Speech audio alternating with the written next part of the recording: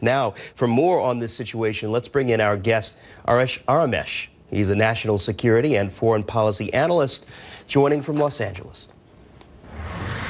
First of all, Benjamin Netanyahu told our Oren Lieberman that President Trump simply acknowledged the fact that Jerusalem is Israel's capital, and there can be no peace where that is not the case. In the meantime, the Palestinian Authority President Mahmoud Abbas said it will no longer accept the United States as a mediator in the peace process because of this decision on Jerusalem. So the question to you, where does that leave the United States at this point when Israel says there's no peace without Jerusalem as the capital, and Abbas says they don't want the U.S. in the peace process?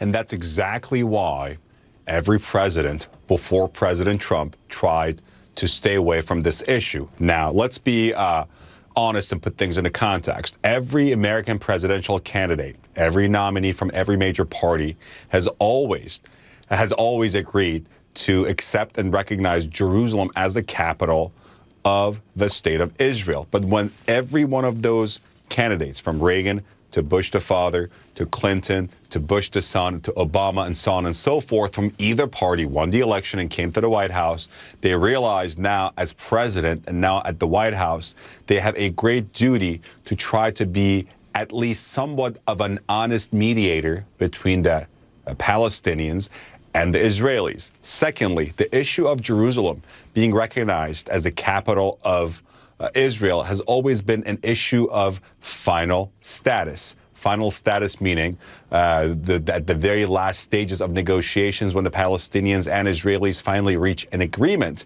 then the President of the United States would recognize Jerusalem as the capital. So as you point out, it was a final status issue, but now the question, as you indicate, has the United States given something away without really getting anything in return as far as pushing that peace process forward? Let's talk about Nikki Haley's speech on Thursday. She said that the Jerusalem decision is what the American people want us to do. That's the quote. But take a look at the latest CNN polling on this. Now, it shows Americans evenly divided on that issue. 44% approve, 45% disapprove, 11% unsure.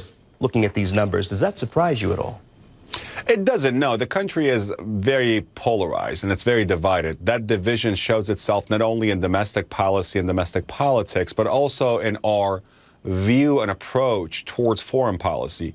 I think the vast majority of American people are very pro-Israel. There's no doubt about it, at least compared to other Western democracies. Americans, let's say compared to Australians and Europeans and even perhaps Canadians, are the most pro-Israeli population in the Western world.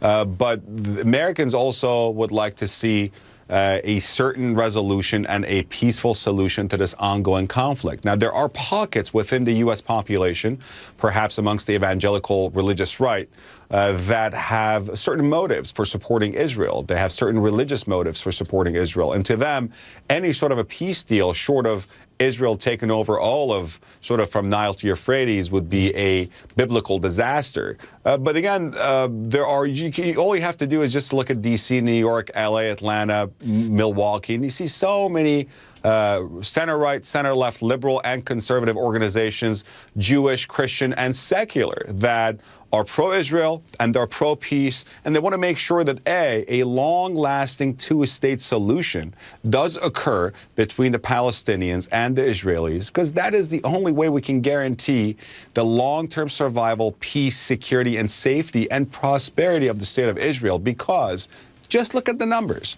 You cannot have a small Jewish state constantly threatened by an ocean, by an ocean to the left, by the Mediterranean to the left, to the west, and surrounded by enemies or neighbors that are very, very, very hostile to it. So there has to be some long-lasting solution and a long-lasting peace that has to go through a two-state solution, and that has to be something that the Palestinians will be somewhat happy with.